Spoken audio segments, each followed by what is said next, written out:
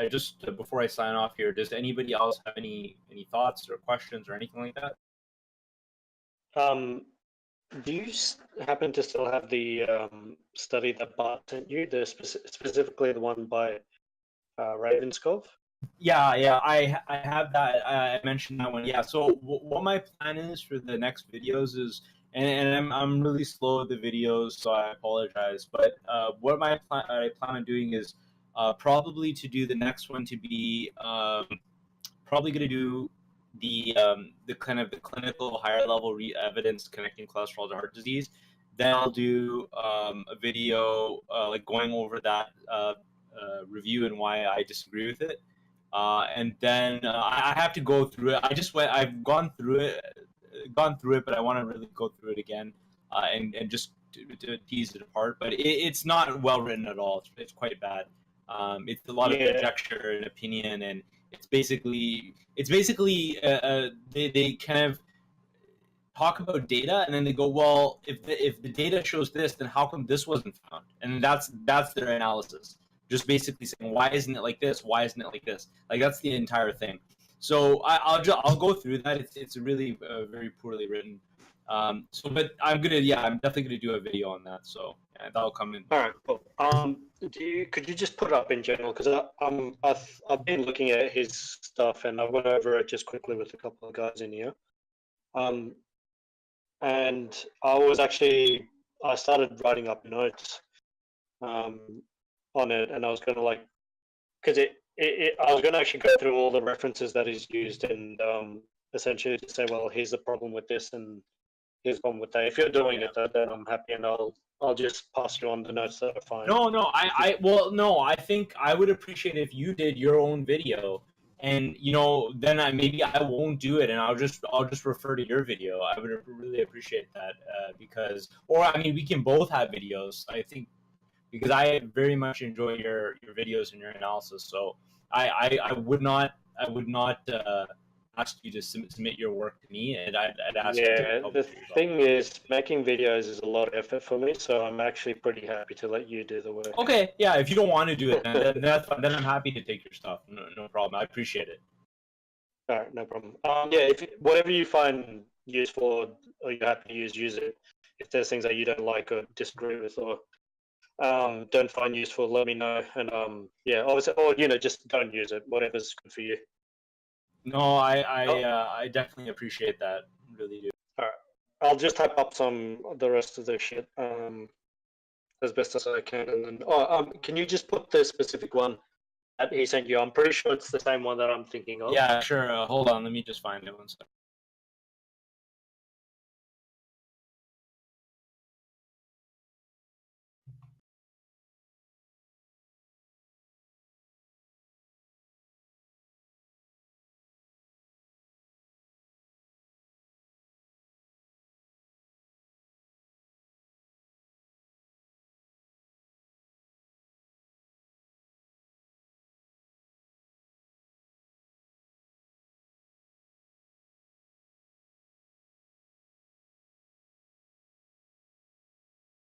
Yeah, I think it's this one here that I posted.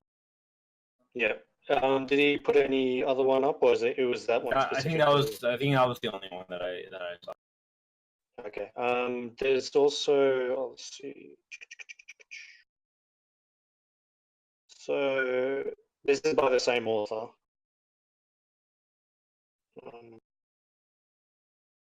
I'll just have to make sure. I'll go over Bart's stuff and just make sure. But I'm pretty confident he's also put this one up. It's by the same guy. Yeah. I think actually this might be the one. I think the one I found was another one. I think this is the right one. Okay, I might go or I think one of the guys in here, he knows lots of his work, or Bart's work, pretty well. So between us, maybe we'll just look over which one it was specifically and go over that. Richard made a brilliant point, I think, about this study actually in the debate with Frank. I think it was after the 1 hour mark about reverse causation effect. How I think you've mentioned this too. What was your other name again, man? That you go by on Discord? Didn't you change your name? Yeah. I don't know what I was at. Okay. Okay, that's That's fine. That's good. fine. But what is there a common name I can or a name I can reference you by? Yeah, just cog dis is fine, or cog, or whatever. Yeah, if you I'll, Sorry. What was it again? I'll type it out. Okay. Okay. Thanks. But yeah, about the reverse causation effect, about how disease in elderly, various diseases, including heart disease and other diseases, can sometimes lead to actually lower levels of cholesterol. I would extend from that or infer from that also potentially poor oral intake with chronic disease. All of these things can actually cause a lowering of cholesterol levels, and so that could explain why there's this association of LDL not causing heart disease or not being so positively associated in elderly. So, yeah, the way he talked about that was just brilliant. I'm only halfway through the debate, so I got to keep going. But it's really an awesome. It's really fun debate, and by about a minute 30, 35, and it gets really fun. But yeah, sorry, what were you saying? Yeah, no, it's Oh, cog. Okay, got so it. yeah, so the there's a bit of a I've noticed there's a bit of a red herring where they do a switch of a couple of things. So they switch all cause mortality with cardiac results, Yeah. and they use that interchangeably, which is that's the red herring I've found so far. Yeah. So the one that you put up, so it's like an association or an inverse association between LDL and mortality in the elderly. So that's an all-cause mortality. So Right. that's not a cardiac mortality. Right. Right. Whereas the one that I put up, which is the I think it's his second most recent one.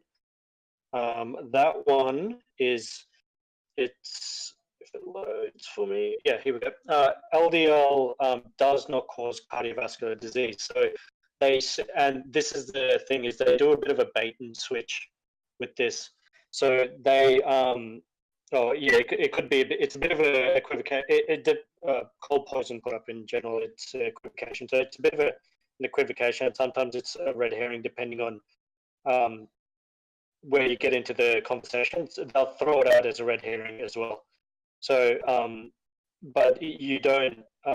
It's something that you have to sort of catch. But so they will. So the one that you put up, the inverse association for all cause mortality, that's correct. So what you said is correct. So as people get older, what you generally tend to find is they'll have, even if they have an acute illness like just a UTI or some shit like that, that can cause a decrease in all cholesterol levels, and it can actually even make HDL atherosclerotic. Right. And so, as old people, old people as they get older, they just get sick more frequently.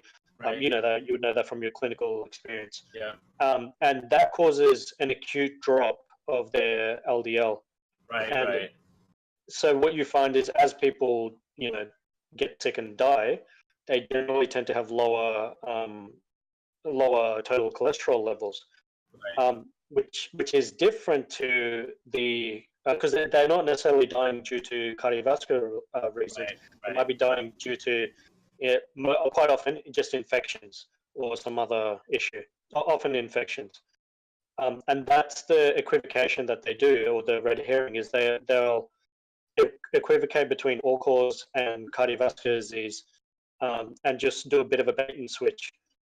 So even the one that I put up, he talks about LDL and cardiovascular disease, but as you get sort of like a bit further down, he starts talking about all cause mortality, and he says, well, here's a few studies that show that all cause mortality is inversely correlated with total cholesterol, which is it's a redundant point, because his entire study, the one that I put up, it's only supposed to be addressing LDL, Yeah. cardiovascular Exactly. disease, Exactly. Exactly. nothing to do with all cause mortality, and Yeah. that's this little bait and switch that is done.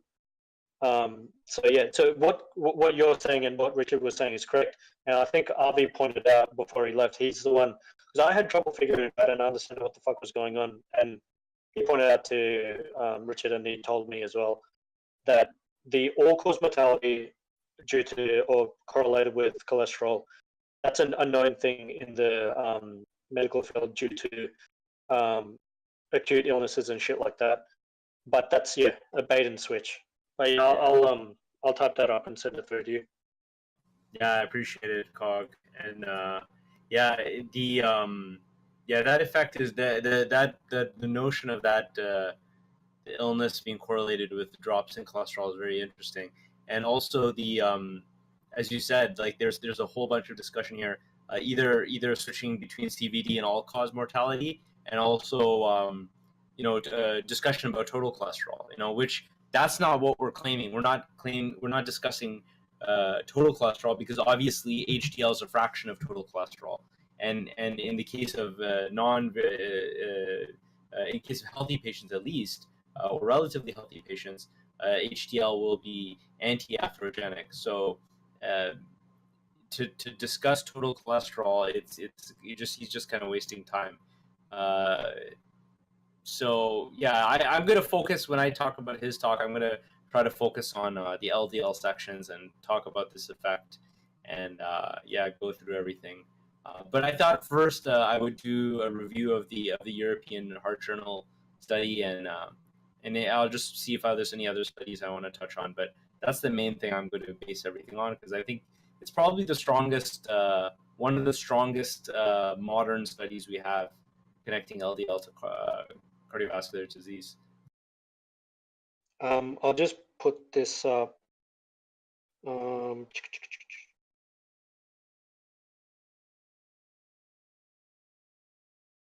just show you something. I think I just did a quick look for something I thought was there, but yeah. So this one sort of discusses LDL drops and HDL change.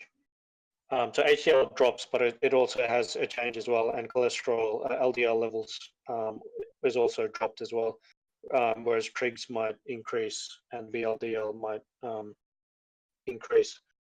So that's sort of along those lines. I think there's another one which is a bit better, but I'll look for it and put up when I send the shit through to you. All right.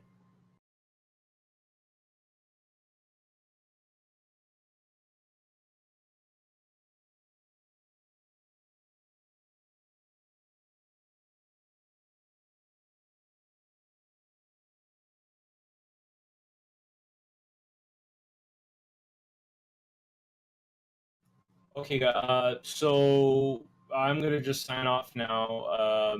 Anybody else? Any thoughts or questions or anything?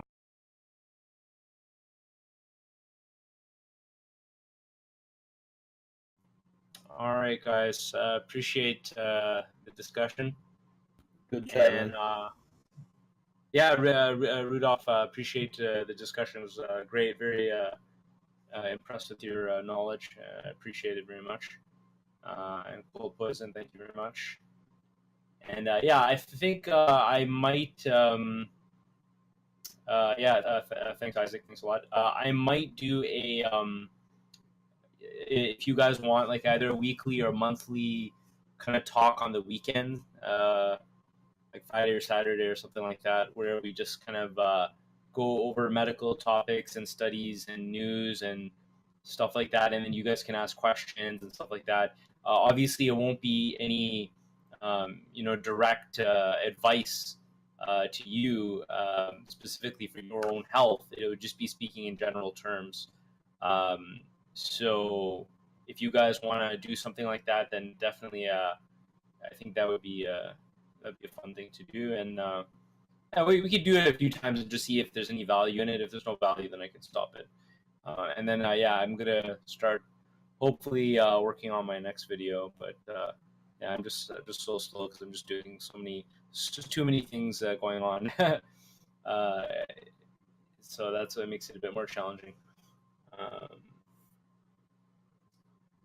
The next topic will be so I did mechanisms for the first talk. So the second talk will be like, I guess, clinical research or evidence or high level evidence.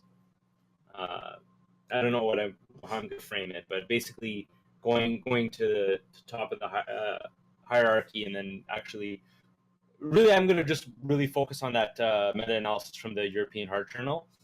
But I'll look at other things too. And then now that the mechanism video is out there, I'll refer to uh, various medical terms and cholesterol and LDL, and I'll say small VLDL and all this. I'll say all these terms, and then of course I can just easily refer to my prior video. So that's the nice thing about that video being done.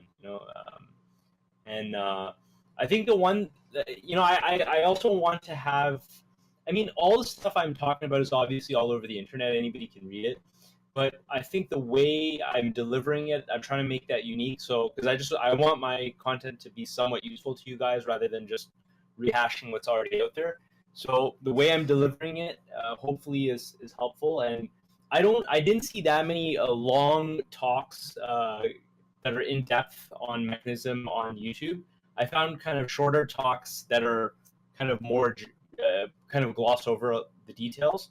So hopefully my content is a little bit unique and helpful, because I don't want to just rehash things and just be another, to just have the same stuff. So, but yeah, anyways, okay. So thanks a lot, guys. Yeah, and if you get a chance, definitely check out and Isaac, you too, man. Check out Richard's third video, man. That debate is just epic.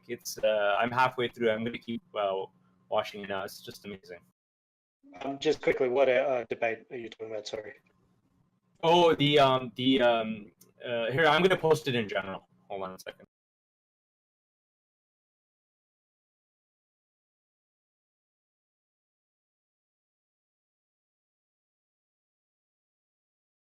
Hey, what's your YouTube name? I'm assuming you upload videos on YouTube. Oh yeah, he put it up there. It's tactical medicine. I only have one content video so far. My channel is not going to be super active. It'll be pretty slow. So okay, 1 second.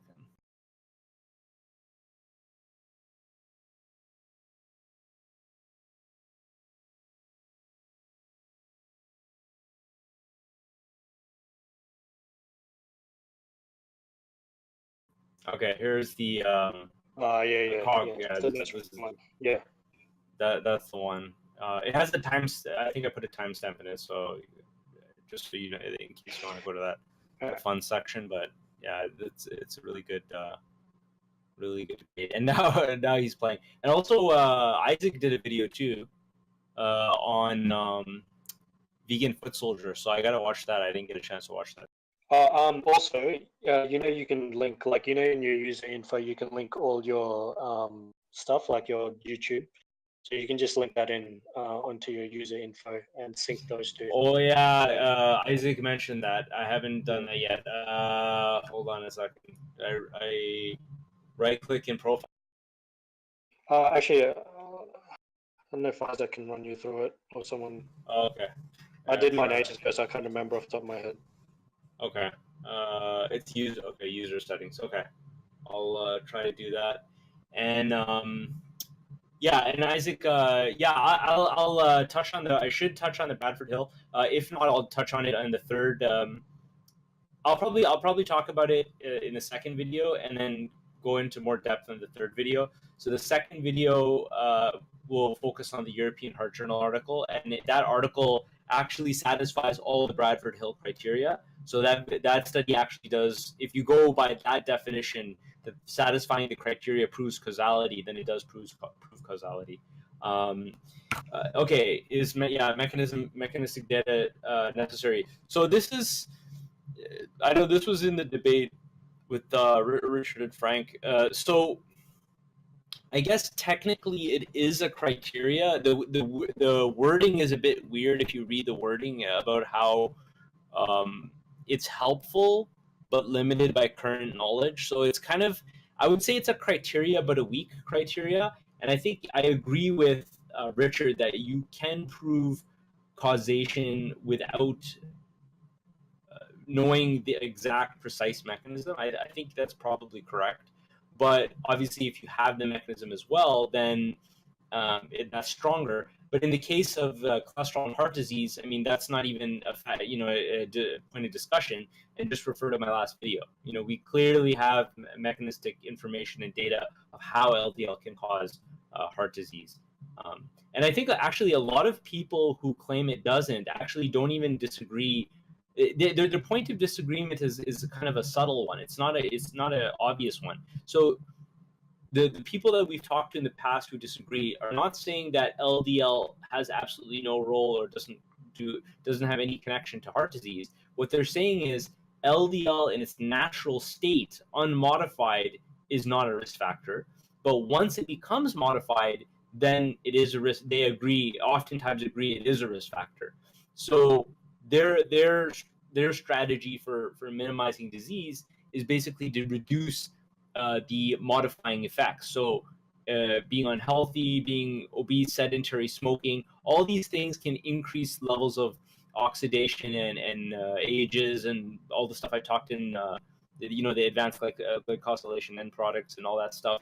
And it can modify the LDL and then make it more atherogenic. So what their point is reduce all those things so that LDL is not atherogenic, and then you have no problem. Then you can eat as much cholesterol as you want.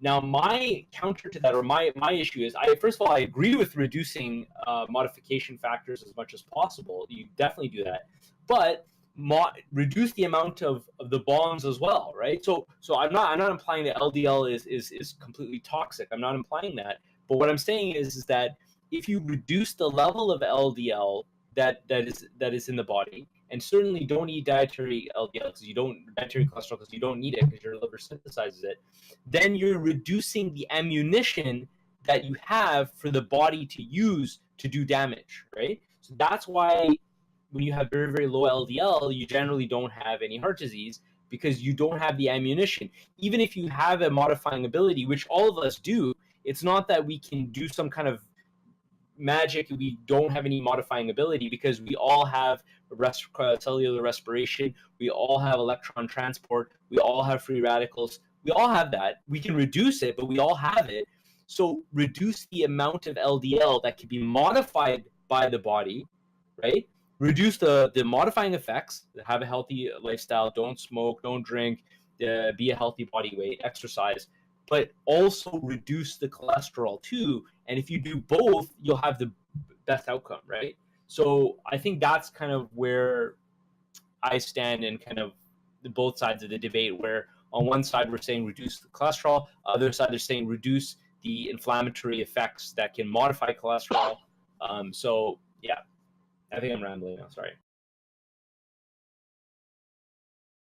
Let's see. Current debate technically, the unhealth seems to.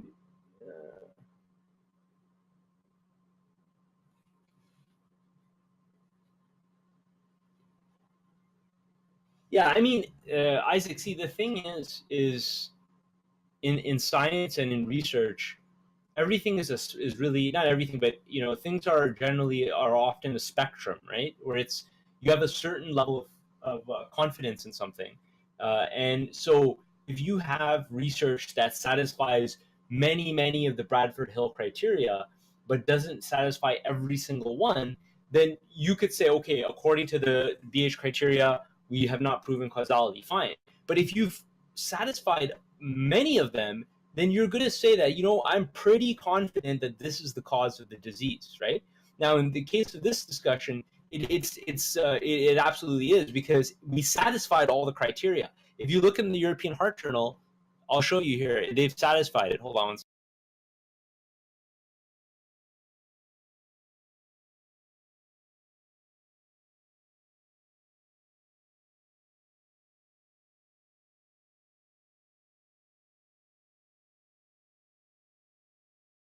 One second, sorry.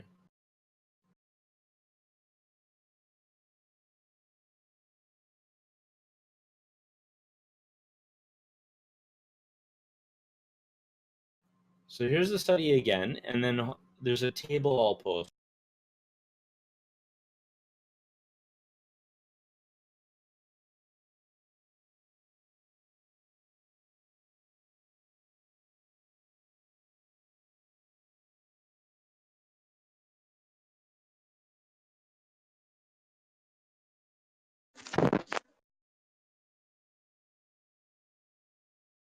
Here, Isaac, look at this table.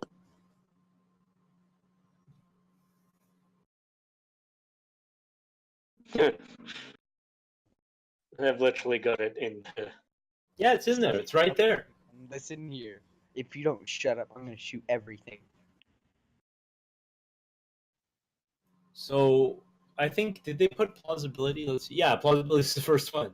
So yeah, they have everything there. So I mean, it even by, if you're going by the saying that you need to satisfy the BH criteria, well, they've satisfied it. Now they may argue on individual points that more tactical. they may go on individual points where it's not Hey. satisfied, Hey, but you. of course that discussion can happen. Hey, you. Who's this pulled porker? What are you doing, man? Hey, how are you? Yeah, what's up? From Populous Michael. I like. What? Is Can this you a just video? mute yourself? Yeah, sorry. Could you just mute yourself? We're just in the middle of something. Yeah, I'll mute myself here. Yeah. Sorry, man. Just finish your point. No, I'm done now. All I was saying was that the table is right there, so you can look at it, and has lots of references. And I'm gonna just go through this in the discussion, and I'll go through the Mendelian stuff. I'll go through PCSK9 stuff, and go through all of that stuff. And I'll try to do like a long, like in-depth talk like I did before, and just put it together. And so yeah.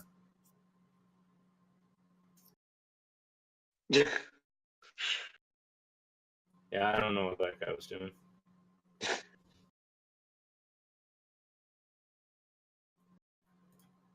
All right, guys. Well, thanks a lot for the discussion, and I will catch you guys later. Maybe next week we can talk more.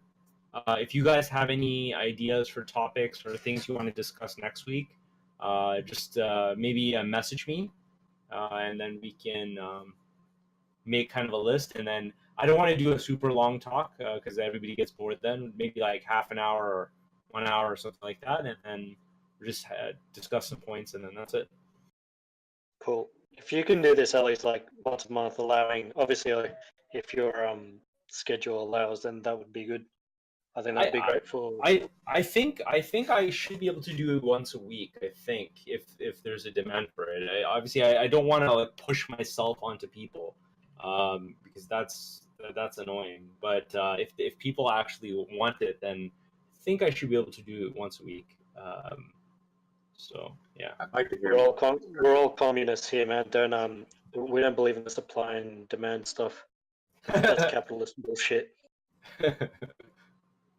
All right, guys. Okay, take care, everyone. Have a good night, sir. All All right, See you, take man. care.